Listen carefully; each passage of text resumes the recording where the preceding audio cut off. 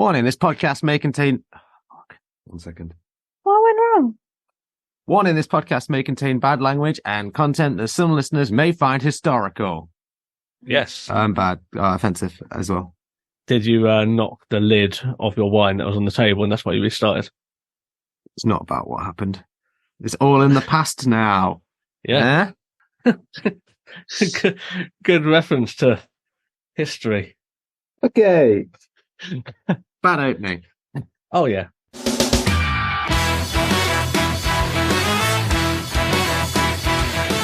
Welcome to Seesaw Podcast. With your hosts, T, Cleaves, and Selina. Every week, bringing some much-needed balance and humour to brighten up what can sometimes be a dark, disabled world.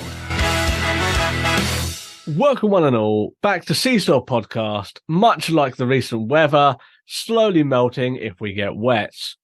This week, we are celebrating Disability History Month, which bafflingly, that's a hard word to say, it's something like the 16th of November to 16th of December. It's not even a month. Someone's done their research. It's weird. It is over a month. It is over a month, but it's not an actual month like November or December or It's its own month. It's Disability History Month. And much like disability, it's confusing and has more questions than you would want. So this week, to celebrate Disability History Month, we are going to spotlight disability history in that typical Seesaw fashion, in the regard that I have a famous person, Cleaves has a famous person, and Selina has not written a note, but assured us that she has something to say about disability history. Is this going to be like the other, like the icon thing, Selina, where you go, oh yeah, I've got notes. Alexa, read Wikipedia. No, this is the thing, right? This is why I've not got notes, because my reading skills, as we've discovered from listening to voiceover, isn't very good. So I thought I'd just research and do it from memory. Right. Well, you said that yours wasn't a person, so I'm sort of intrigued by what that means. Yeah, let's do you two first. Oh my God, is it like a cartoon character or something? Like a blinded Rupert the Bear? Cleaves, I think we'll go with you to begin with. Oh, mate. You better believe I've done some goddamn research on this. I'm going to start off with something for our American listeners. For my Disability History Person Month thing, I did 32nd American President FDR Franklin D. Roosevelt. What's the D stand for? Look. I actually don't. I don't know. I have no idea. I should have looked at the Wikipedia page and that would have been on the top fucking line. Donovan. I have no idea. I don't know. I didn't look that part up. He's called FDR for short. Anyway, shut up. I can tell you that he was born on the 30th of January. Wait.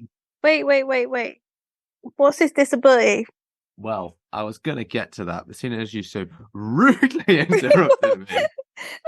Giving me a person, I didn't know I had a disability, so I'm confused. Well, much like this disability interrupted FDR's life, he got polio and it left him paralyzed from the waist down. Anywho, he was born on 30th January 1882 and he lived until 1945, 63 years. So he saw the end of 2 world wars. Well, it depends on the month he died in 45. It wasn't the last month. Trust me, you'll find that out later on. Okay. Anywho, what makes this guy great? Firstly, let me tell you a little bit about old FDR. He came into his presidency, I think it was, again, I wish I'd written this down. I'm pretty sure it was like 1934, something like that. Anyway, but he got polio at 1921. So he'd already had polio for a good number of years. He was already basically using a wheelchair and leg braces before he even became president. I'll tell you a little bit about his polio first. Basically, he was, from what I understand, out on a yacht, just, having a little laugh, having a little dance about, whatever. And then he fell overboard into icy water, ironically making his body quite numb. Anyway, like the next day, he was finding he was like losing strength in some of his muscles. And by sort of day 3, it was like, yeah, you got polio, bro. So they tried a few things to get his muscles working again, but eventually he just did a shitload of swimming. And a lot of his muscle strength came back in his arms and that kind of stuff. But never his legs. Anyway, whilst he was recovering from polio, he was out of political life for a while. He kind of just withdrew, but then he came back in a big way. So, maybe a little bit of background about America. This is going to be a very historically led bit from me, surprisingly partially researched. When he came to power, America was suffering the Great Depression. So effectively, that was down to like stock market crashes and bank failings, and it basically led to a shitload of people being out of work, and the ones that were in work basically having their salaries axed by like 40%.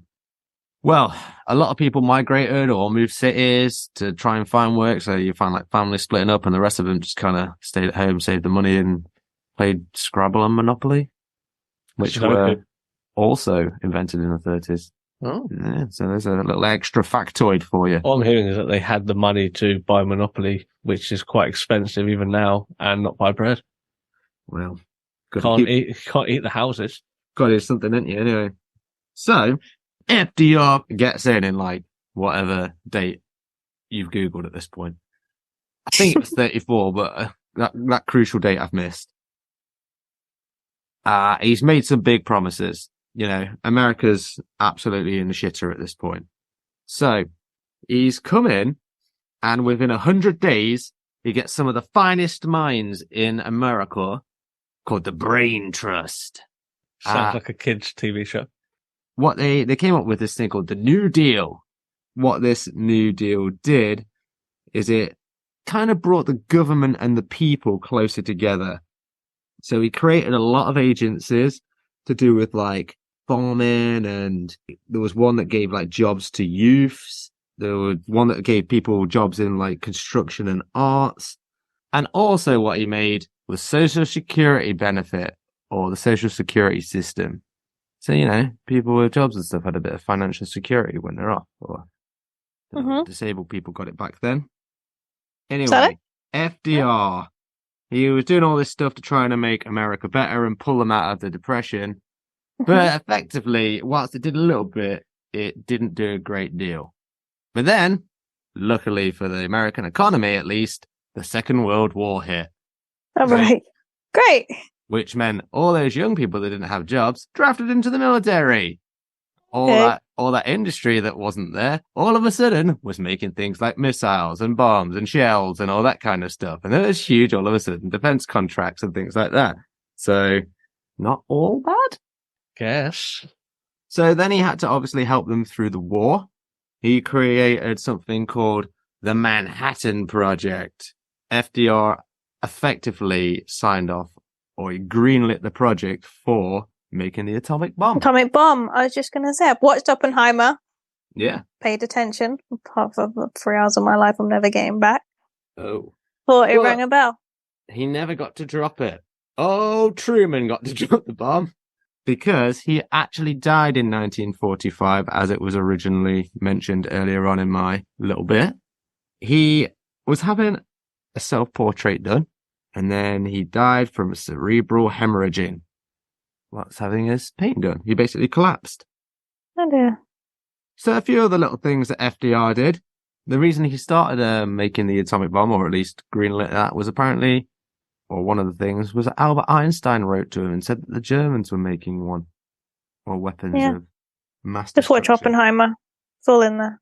Well, I've not seen it, so I feel like I probably Albert should have Einstein's in there. done that before doing this research, although it would have been longer. This research didn't take me 3 hours, I can tell you that. It did take you 3 minutes at this point. Crucial dates and names may have been missed. In 1938, Roosevelt founded the National Foundation for Infantile Paralysis, leading to the development of the polio vaccine. That's good. That is very good. And because he managed to get the American people through the Great Depression and through the war, he's largely considered to be one of the better presidents, you know, up there with the likes of Lincoln. With regards to his disability, from what I understand, he hid it from the people as much as possible. Do we agree with that? It was very different back then. If you're a leader of a country, you probably have to be shown not to, at least back then, what was considered to be weakness of any kind. I would say, yeah, generally during a war effort, you can't show weakness in any form, and that comes with your politicians. I can't imagine it was necessarily not known by people, but it doesn't mean you have to have him with leg braces, like fumbling up some stairs and stuff like that, because it's quite difficult. You can just have him sat behind a desk already before doing a speech. You know what I mean?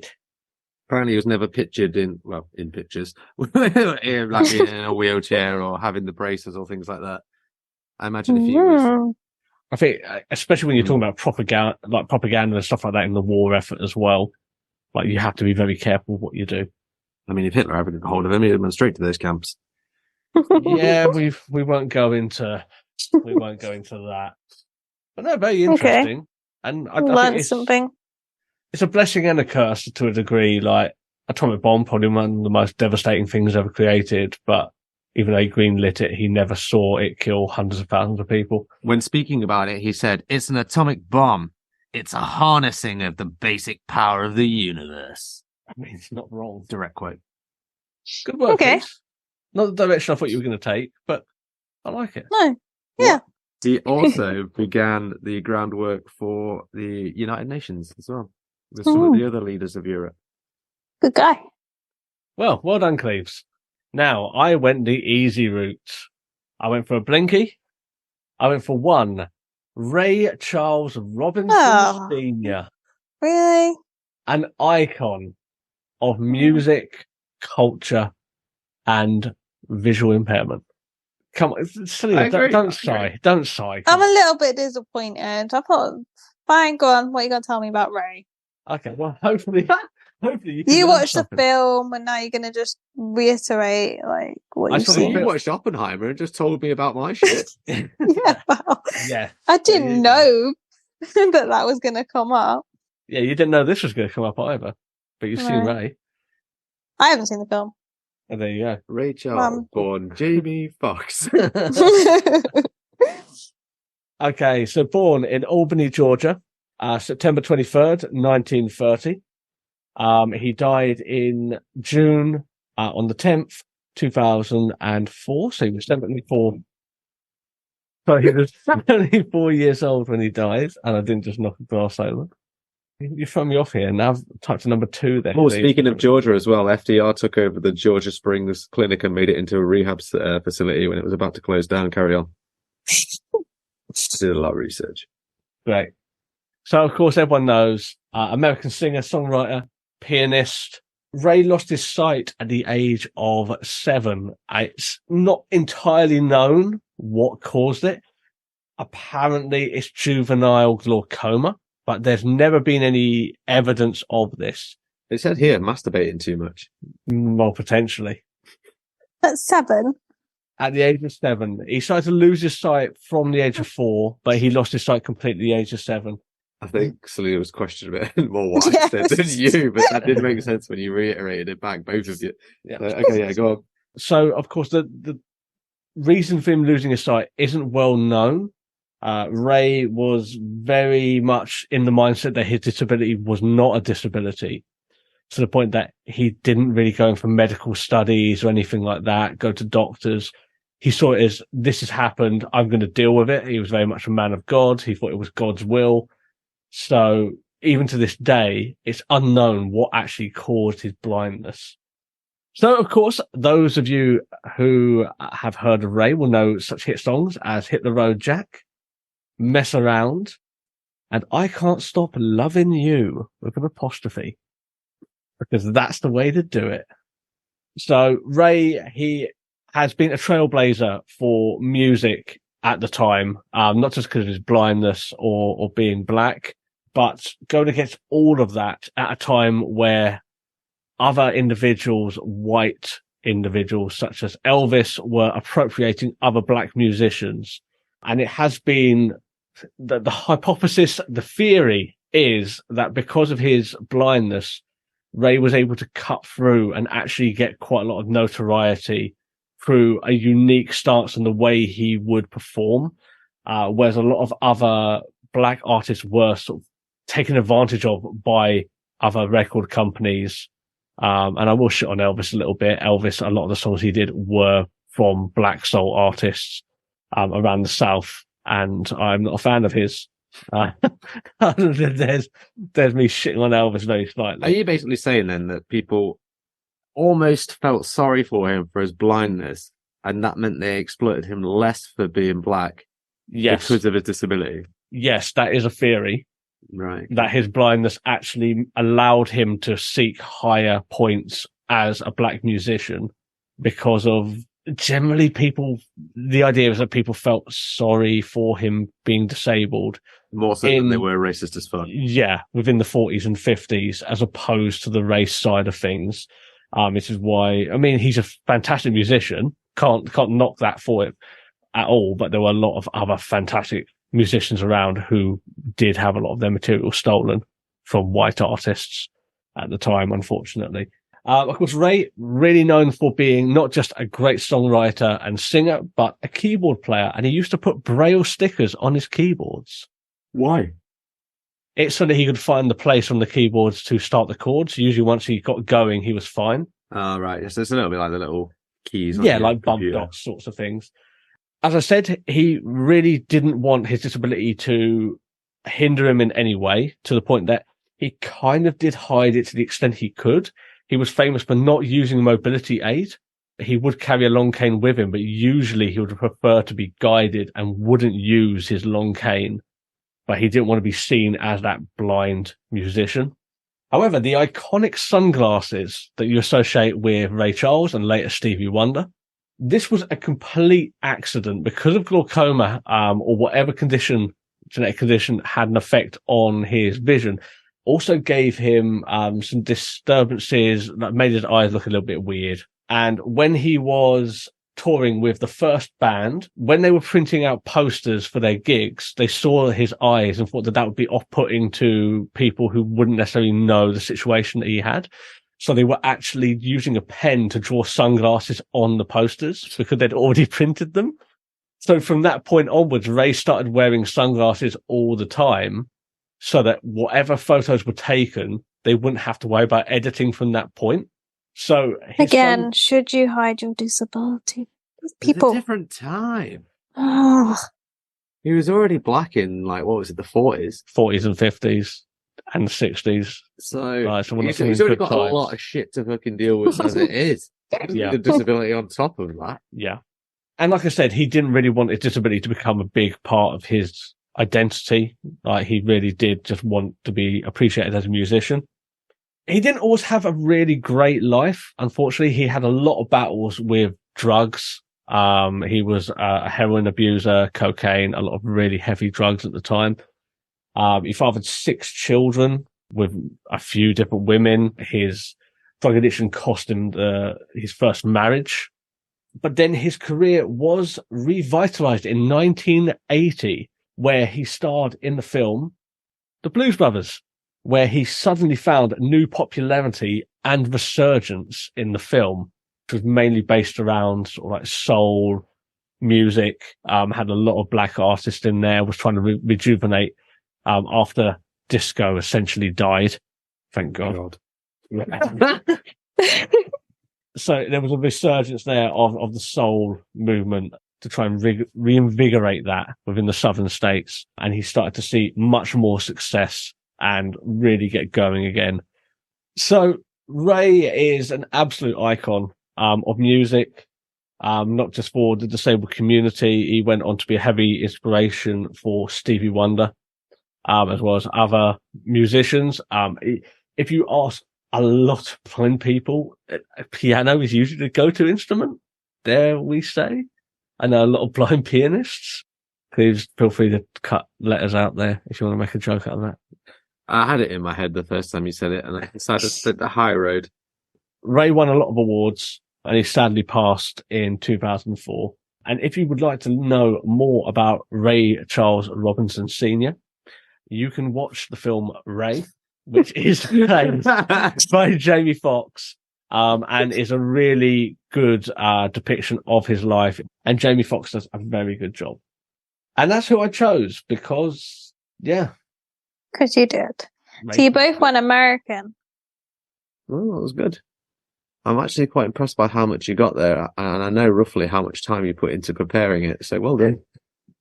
Oh, I put minimal time into it. You did. I didn't watch Ray again. Let's put it that way. I might though. Good film. It's a very good film. Okay. Okay. Selina, who haven't you got? I haven't got a person, as mentioned. I've got a subject, the history of guide dogs. Because originally I was going to look up, well, I did look up who was the first ever kind of guide dog owner. And then there wasn't that much information and it didn't seem that interesting. So I just went broad. So, Okay. where do guide dogs come from? Other dogs. Guide dogs. A daddy guide dog and a mummy guide dog love each other very much. And are specifically put together for breeding purposes. So apparently, there's been, since the 1st century, there's been pictures, paintings, portraits of blind man and dog. So there's like, since the 1st century, I don't know, it was like some Greek, Roman one, some Chinese one, some blah, blah, blah, blah. So blind people have always been around for a long time, by the sounds of it. But it kind of became big. I'm sorry, Selina. Yeah, I know you're like Selina, you take us back to the Neolithic age of that blindness has always been a thing. Because, I'm sorry, but that's no First shot reared to its head anyone. in the 50s. Before that, no one had it. Here we go back to the caveman. Blindness also has a... Okay, go on. I'm going to stop interrupting. just sharing my facts. Blindness exists. Yeah. So I'm gonna, like, over the years that other people tried to do guide dogs, basically, like something happened in the 1700s. I think the French gave it a go, didn't work out very well. And then it was World War One that made blind people popular, or popularized, or more common. A lot of people came back from the war and they'd been poisoned and shell shock and basically lost their vision. There's a lot of blind guys going around. It was actually a German doctor was guiding a blind man one day, and for some reason he had to rush off to an emergency. So he had to leave his German Shepherd dog with the blind man. And on his return, he was surprised to find that this dog was looking after the man. And he had a little bit of a light bulb his moment. meals and Yeah. whacking his arse, everything. Reading the paper. He thought, "Ooh, there's something here. I think a dog could help blind people." So some American called Dorothy, apparently very rich, wrote an article about this. Do you have a last name other than Dorothy? Oh, I'm just going first names because I was just saying this is on memory. I assume that was the last name. Dorothy Guide Dog. No. Dorothy Human wrote about this. And then someone else wrote in she was a dog person as well. She sold her story to some American newspaper. And someone wrote in, say, "How do I get one of these dogs?" And she thought, "Oh, yes, I'm going to help people get guide dogs as well." So the first guide dog in America was called Buddy. And then the Brits got hold of this guide dog news going around that they were making guide dogs for blind people. In about 1931, Muriel and Rosamond had German Shepherds, and they were like, come and train one of our dogs.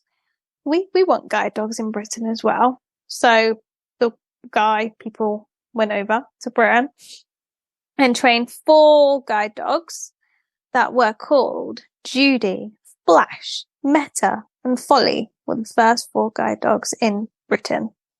They obviously went down quite well.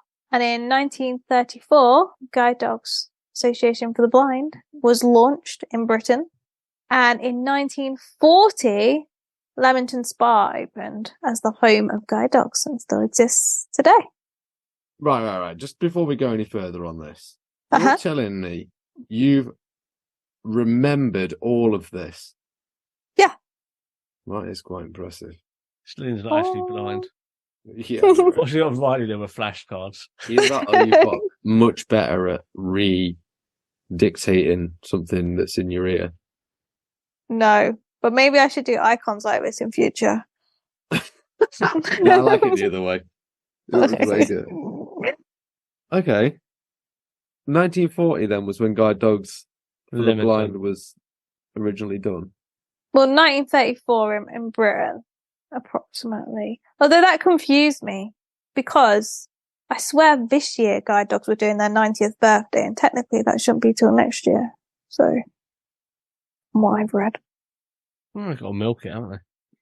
Oh yeah, and so they used to use German Shepherds, but now they don't really use German Shepherds because they're too clever and only suitable for a minimum amount of people. So quite early on, they started using Labradors and Golden Retrievers instead. Because they're more stupid. Yeah, why are shepherds too clever? They need a lot of work, a lot of stimulation, and obviously there's a lot of lazy blind people. Oh, So right, Labradors are better. So I think it's interesting that some of the names you mentioned, like Buddy being the first dog, and they have Buddy dogs. Yeah, Buddy was the first American dog. Maybe coincidence Maybe. not. That's why they named the failure dogs after them. But also Flash as one of the first 4 in the UK. Mm-hmm. And there's been a huge campaign about Flash, a new guide dog, over the last 12 months. Yeah, I think because it was the birthday celebration thing of the first guide dog, the 90th celebrations. I'm sure it was related to that. I'm pretty sure it's just because he was king of the impossible. And Brian Blessed is still trying to find that dog. Yeah. So, any other notable quotables about guide dogs, Selina? So Or did you just stop at 1940? The timeline stopped in 1940, but there have been about They peaked. 36,000 partnerships or 36,000 people in the UK that have benefited from a guide dog, and approximately 5,000. There are 5,000 people right now who have a guide dog, but I think that number's a bit less since COVID, from what I recall from other readings of guide dogs. Weirdly, I thought it would have been more. Step up your game, guide dogs. The robo dogs. Well, are coming. people have more than one dog though, don't they? So it's 36,000 individuals, but some people have 3, 4, 5, 6, 7 guide dogs. I'd be curious to know what the record is. Like how many years of partnership? Not how many dogs can we know? I was going to say because things happen unfortunately, but how many years of partnership? I'm curious what that record would be. Is like a 98-year-old still got a dog, and they had their first dog when they were, I don't know, 20. Yeah, never know. That'd be interesting to know. Anything else for guide dogs, Selina? I think the first guide dog owner in Britain was called Alan. Love it, guide dog Alan. What was the Guide first dog owner British? Alan. What was the first British guide dog called? Well, there was 4: Oh, Flash. Judy, Meta, Flash, Meta, and Folly. Which one did he get? I think he got Flash. That would make sense. I think that's why. Yeah. Yeah. I'm disappointed that the man's name wasn't Gordon. That would have been great. There were some nice quotes from Alan about how the guide dogs changed his life. So copy and paste from the last 90 years. Is Alan still alive? I don't know. I doubt it. Doubt it. It was 90. Well, yeah. No, he's not going to be, is he? It's a gamble. He could hold the record. 80, would be close to 100 now, wouldn't he? Let's face it, blind people don't live long. I thought what you meant to say was fulfilling lives. And we're back. Celebrating Christ. Disability History Month by cut that bit. putting down other people. I love it. I speak for myself only. Okay, that's fine. I think we could definitely do this topic every year now. Yeah. I mean, I don't know how much I can get on other people. I mean, FDR was a gold mine of information. They made this miniature product very easy. I mean, let's face it. We've covered 2 disabled figures in history, and there's more than 2. Yeah, there's a list of 8. Yeah. You actually Googled disabled history. Oh my God. I Googled disabled historical figures, and all the big names were on there, but I didn't realize FDR was disabled, so. You went for him? Yeah, and when I saw what dates he was president for, I was like, well, that's wartime president. And then it turns out this thing called the Great Depression was happening as well. Didn't realize that. Didn't know my American history. Well, there you have it. We will be milking this for years to come, apparently. But we hope you have enjoyed learning a few cursory points about FDR, Ray Charles, and guide dogs. When you say like that, it's a very sporadic episode. It's one of the weirder episodes. I can't wait to see what the title is. So, happy Disability History Month to everyone. Don't forget about all those great people who have advocated over the years. They didn't have Twitter, X, or whatever you want to call it, and they got more done without bitching about bullshit. So maybe try and be like them, be proactive, be positive, and make the change that you want to see in the world. But until next week, stay disabled. See you on Twitter. X. Go and give it to you. I can't believe I said stay disabled.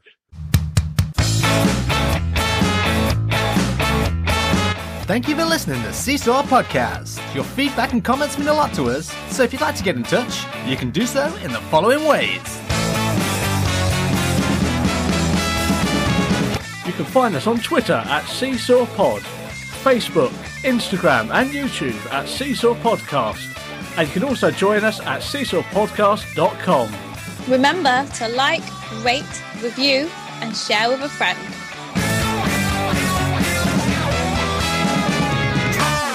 This podcast was recorded in front of a blind audience.